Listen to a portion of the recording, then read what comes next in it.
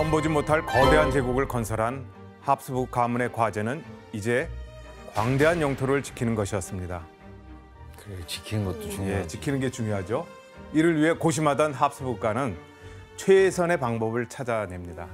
그게 무엇일까요? 결혼이죠. 결혼은 물론 결혼이죠. 어떤 결혼일까요? 어떤 결혼? 예, 근친혼. 혜성 씨 정답입니다. 바로 가족 간의 결혼, 근친혼이었습니다. 근데 왜 근친혼이 그게 방법이지? 자, 이들이 왜 이런 선택을 했는지 다시 지도를 보면서 설명해 보겠습니다.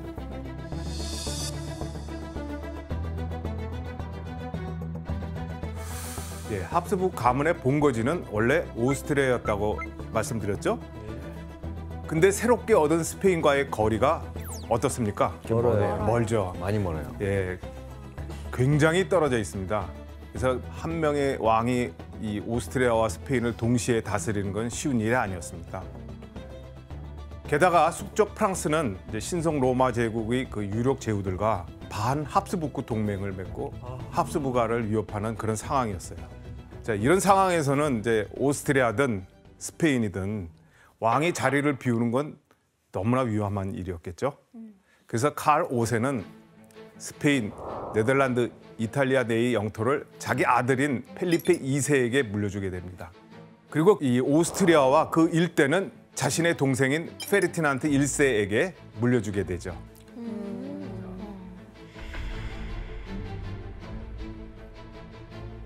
이렇게 나뉜 두 가문은 각자 독립적으로 통치를 했지만 그 어느 때보다 가문의 결속을 공고히 해야 했습니다.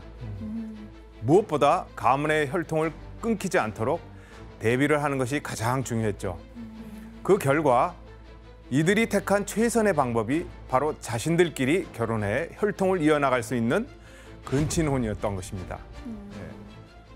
합스부르크 가문의 비극은 바로 이때부터 시작됩니다. 이 근친혼 때문이라고 이제 단정할 수는 없지만 이때부터 이제 스페인 합스부르크 가문은 이제 저주라고 할 만한 비극이 연달아 일어나게 됩니다. 저주요? 예.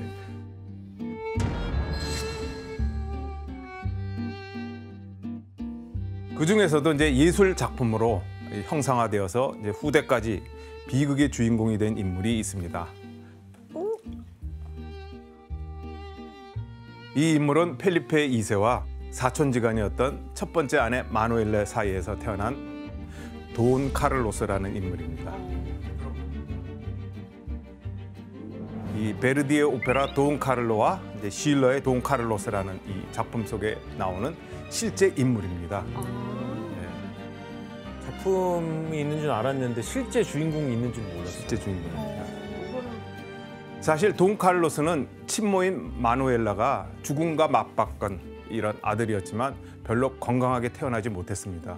돈 카를로스의 초상화를 살펴보면 엿볼 수 있는 특징이 있는데 뭘까요? 저기 주걱턱이랑 입술 튀어나온 거 보여요. 또 그거 외에 또 다른 특징이 있습니다. 배가 좀 나왔나? 네, 배가 나온 거.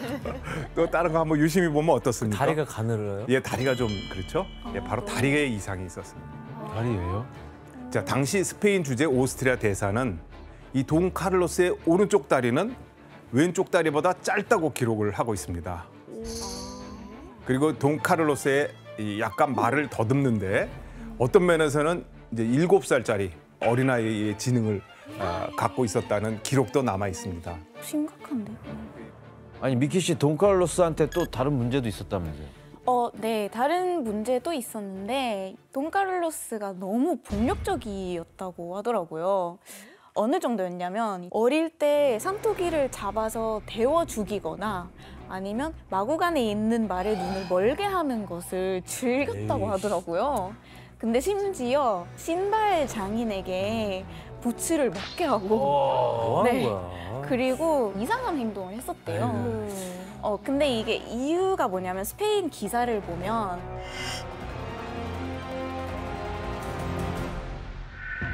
취약 X 증후군이라는 정신적인 문제를 일으키는 유전병이 있는데 카를로스가 그때 그 병을 가지고 있지 않았을까라는 의심을 되게 많이 했었대요. 근친혼 때문에 그렇게 됐나 보네. 유전병인가 봐요. 수현 씨 그러면 당시에 카를로스에 대한 평가는 어땠어요? 좋지는 않았죠. 이제 스페인에 있던 오스트리아 대사는 왕자가 자기의 행동이 옳거나 구름을 물을 정도로 너무 이제 이성이 발달되지 않았다고도 하셨고, 프랑스 대사도 왕자가 화가 많아가지고 모든 사람들이 왕자와 함께 살아야 할 여자분을 되게 안타깝게 생각했다고 해요. 안 되겠다. 이분은 안 되겠네요. 네. 게다가 그 한간의 소문에는 이 돈 카를로스의 목소리가 미소년같이 아주 높았기 때문에 혹시 생식기에 문제가 있는 게 아니냐라는 그런 얘기도 나돌았다고 합니다. 그런데 이 합스부르크 가문이 가장 두려워한 게 뭔지 기억하시죠? 대가 끊기는 거? 대가 끊기는 거죠. 예.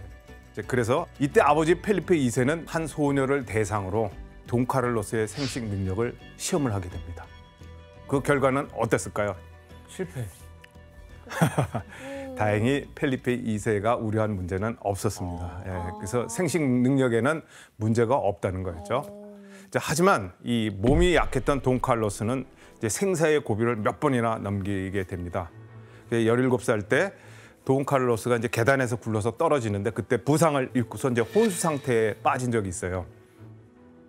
이제 하나밖에 없는 외아들의 목숨을 걱정한 펠리페 2세는 당시에 유명한 의사와 해부학자들을 다 불러서 이제 치료하게 했죠. 하지만 별로 차도를 보이지 않았고 이때 한 신부가 나타나 치료를 위해서 하늘의 도움이 필요하다 이런 조언을 해주게 됩니다. 어떤 방법을 썼을까요? 뭐야? 바로 미이라를 시신이지만 미이라를 아들의 옆에 둔 겁니다. 뭐 하는 거예요, 왜? 아, 이게 끔찍해서 놀래서 깨라고? 깜짝이야, 씨. 민간요법, 약간 민간요법 같은 거구나. 웃겨. 이제 당시 상황을 묘사한 그림이 있는데 함께 볼까요? 네. 근데 뭐 빛나는데 왜 빛나는 거야? 근데 왜 하필 죽은 사람을? 절망에 빠진 스페인의 카를로스 왕세자는 성스러운 몸의 손길로 고침을 받았습니다. 네. 성체. 이 미이라의 주인공은 한 100여 년 전에 살아생전에 기적을 행한 걸로 알려진 인물이었습니다. 성인이네. 네. 펠리페 2세는 이제 신부의 조언에 따라서 죽어서도 기적을 일으킨다고 알려진 이 미이라를 가져와 왕자 옆에 누이게 했습니다. 이렇게 며칠을 보낸 돈 카를로스에게 하늘의 도움은 정말 이루어졌을까요? 이제 놀랍게도 왕자는 차도를 보이기 시작했어요.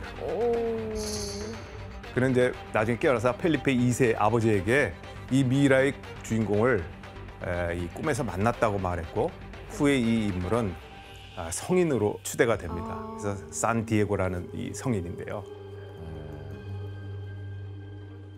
하지만 이 겨우 목숨을 건진 이 돈 카를로스는 도를 넘는 이런 기행을 펼치는가 하면 그 당시에 이제 네덜란드는 개신교 프로테스탄트들이 스페인의 지배에 대해서 엄청 반란을 일으키고 저항을 했는데 이 네덜란드의 반란 세력과 이 내통했다는 혐의를 받아서 집안에 갇히는 벌을 받게 됩니다.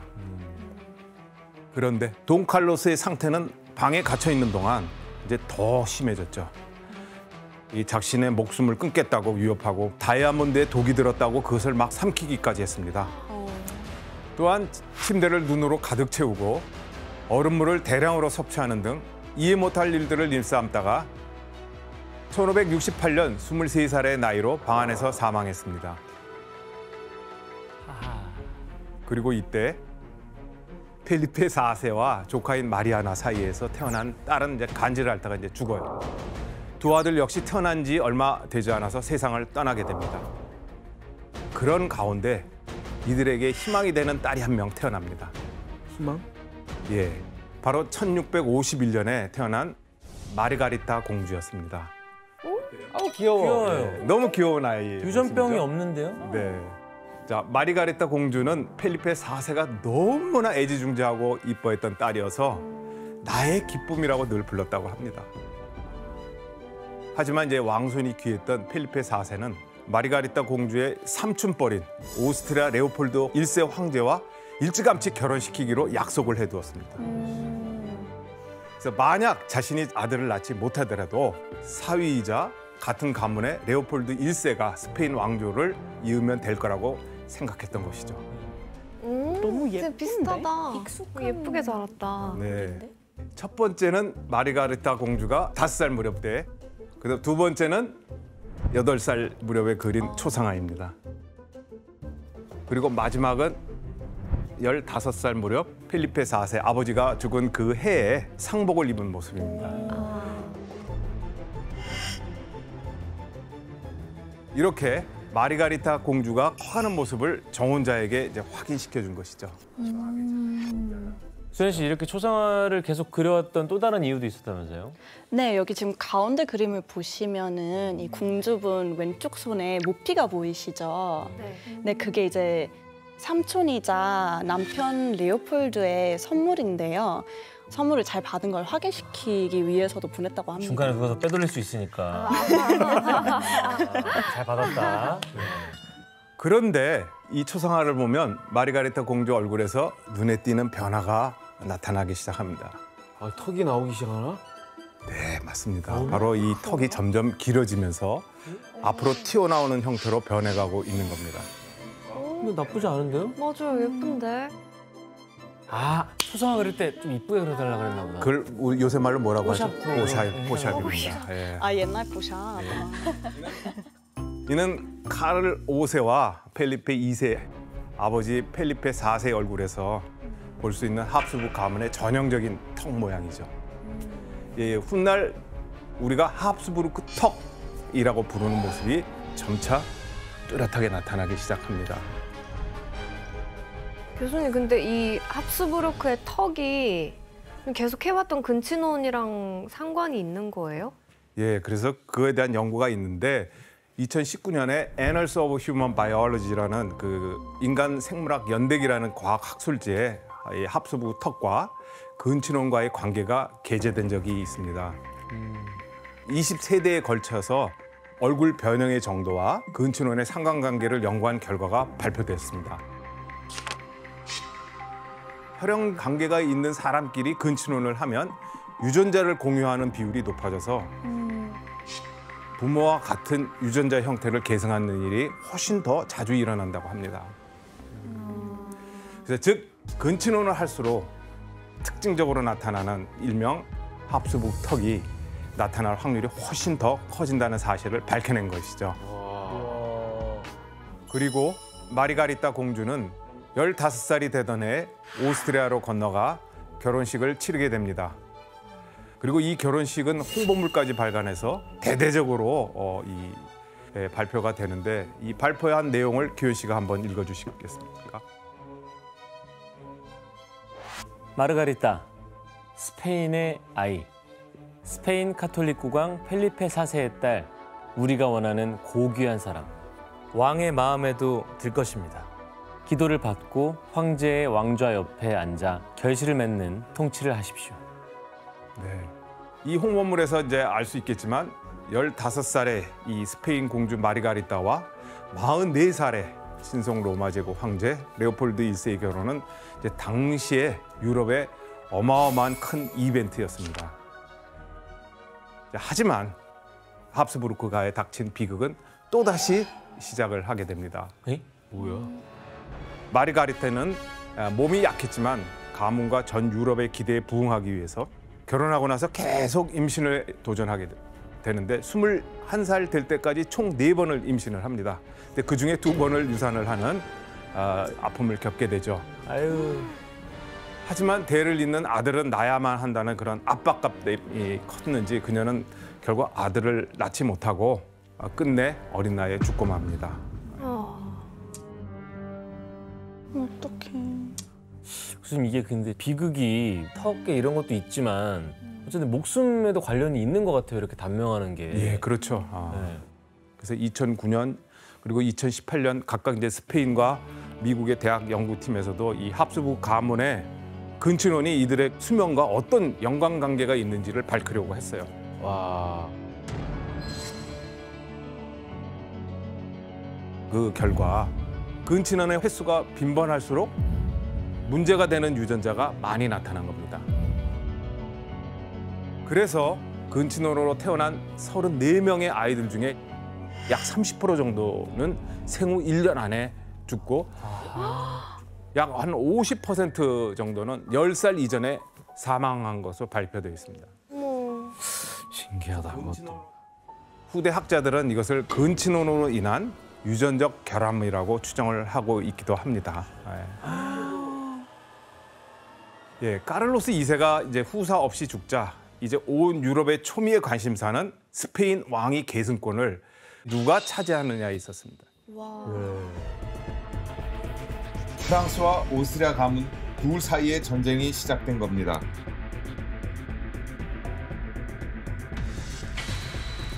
오스트리아는 주변 국가들과 연합하여 약 10여 년간 프랑스와 왕위 계승 전쟁을 벌이지만 스페인 왕위는 끝내 프랑스 부르봉 왕가에게 넘어갔습니다. 아유. 이로써 스페인에서 합스부르크 왕가의 지배는 막을 내리게 됩니다. 너무 안 됐는데. 자, 그렇다면 오스트리아의 합스부르크 가문은 어떻게 됐을까요? 오스트리아 이 합스부르크 가문은 이제 부침을 거듭하지만 약 200년간을 더 존속합니다. 특히 합스부르크 가문 역사상 최초로 왕위에 오른 여성이 있습니다. 바로 마리아 테레자였습니다. 예. 오스트리아의 국모라고 할 정도로 추앙받는 인물입니다. 그녀는 자기가 선택한 로트링행 가문의 공작과 결혼하면서 합스부르크가의 저주처럼 내려왔던 근친혼의 굴레에서 벗어나게 되는 것이죠. 그러나 합스부르크 가문은 이후 1806년 나폴레옹이 신성 로마 제국을 점령하고 해체시킬 때까지 황제의 자리를 지키지만 이제 19세기가 지나면서 점점 국력이 쇠약해지기 시작하죠. 그리고 다양한 민족을 아우르지 못하고 거대한 제국을 폐쇄적으로 운영한 결과 오스트리아 황태자가 사라예보에서 슬라브 민족주의자에 의해서 암살당하게 되고 이게 바로 제1차 세계대전의 도화선이 된 거였습니다. 하지만 합스부르크가는 제1차 세계대전에서 패망하며 전쟁의 책임을 떠안고 모든 재산을 다 몰수당하고 추방되면서 역사에서 사라져 버렸습니다.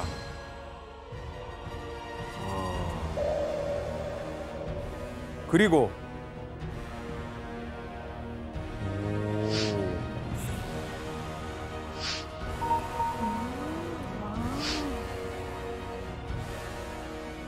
신기하다. 오늘 우리는 이제 이 합스부르크 가문이 특히 이 결혼이라는 제도를 통해 어떤 수준으로 욕망이 발전해갔고 어떻게 이 욕망이 왜곡되어 갔는지를 살펴보았습니다. 합스부르크 가문의 욕망의 결과로 나타난 역사적인 사실들을 통해 자신의 모습을 성찰할 수 있는 기회가 됐기를 바랍니다.